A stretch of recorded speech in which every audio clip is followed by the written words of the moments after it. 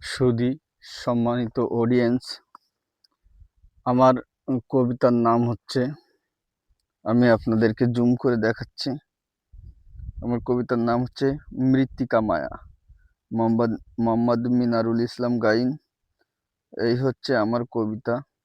আপনারা সম্পূর্ণটাই আমি জুম করে দেখাচ্ছি। সুধী দর্শক মণ্ডলী, মৃত্তিকা মায়া, মোহাম্মদ মিনারুল ইসলাম গাইন এবং আরও লেখকের কবিতা আছে পত্রিকার মাধ্যমে। তো পত্রিকাটা প্রকাশ হয়েছে শনিবার 27শে আষাঢ় 1422, 23 রমজান 1436 হিজরি।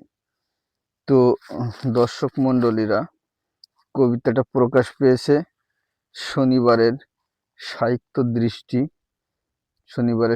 দৃষ্টি দৈনিক দৃষ্টিপাত। তো শুধু দর্শক মণ্ডলী, আপনাদের মাঝে আমি আমার মৃত্তিকা মায়া কবিতা আবৃত্তির মাধ্যমে তুলে ধরেছি এবং জুম করেও দেখাচ্ছি। হয়তো আপনারা অবিশ্বাস করতে পারেন যে না, এটা বানোয়াট। তো আপনারা নিজেই পরোক্ষ করে দেখবেন। শনিবারের সাহিত্য দৈনিক দৃষ্টিপাতে আমার কবিতা প্রকাশ হয়। তো আপনাদের কাছে আমি আবৃত্তির মাধ্যমে তুলে ধরব মৃত্তিকা মায়া। হে সুশীল ভূমি, তোমার বুকের উপরে দাঁড়িয়ে আছে অনন্ত প্রতীক্ষায় বট বৃক্ষ। রাখাল ছেলে হাতে বাঁশি নিয়ে মাঠে গরু চড়ায়। তুমি বঙ্গজননী, কাঁদি বসে বিরলে দূর দেশে বঙ্গের মৃত্তিকা মায়ায়।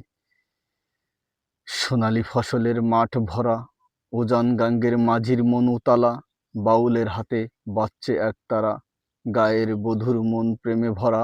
ভূমিষ্ঠ হওয়ার পরে দেখেছি বঙ্গ মৃত্তিকাকে, গভীর স্নেহের সাথে সম্পর্ক করেছি মৃত্তিকাকে। খেয়েছি কত ফল, খেয়েছি কত জল, ধরেছি কত মাছ, সব কিছুর স্নেহের পর মৃত্তিকা নিয়ে করি কাজ। ওগো স্বদেশী মৃত্তিকা, মাপ করো আজ। তুমি সোনা, তুমি মুক্তা, তুমি হীরা, তুমি কাঞ্চন, তুমি জননী আমার, তোমাকে করি সম্মান। গভীর শ্রদ্ধার সাথে করি স্মরণ, মনে প্রাণে করি বরণ, করি হাজার তিতিক্ষা। সকালে আঁখি মিলে দেখি জননী মৃত্তিকা। মৃত্তিকার গর্ভে থেকে জন্ম নেয় নতুন বৃক্ষরাজ, মৃত্তিকার গর্ভ থেকে জন্ম নেয় নতুন বৃক্ষরাজ। মৃত্তিকার কাদা জলে বড় হয়েছে মৃত্তিকার কোলে। শুধু দর্শক মণ্ডলী, তো আজ এ পর্যন্তই বিশ্রাম। আসসালামু আলাইকুম রহমতুল্লাহি।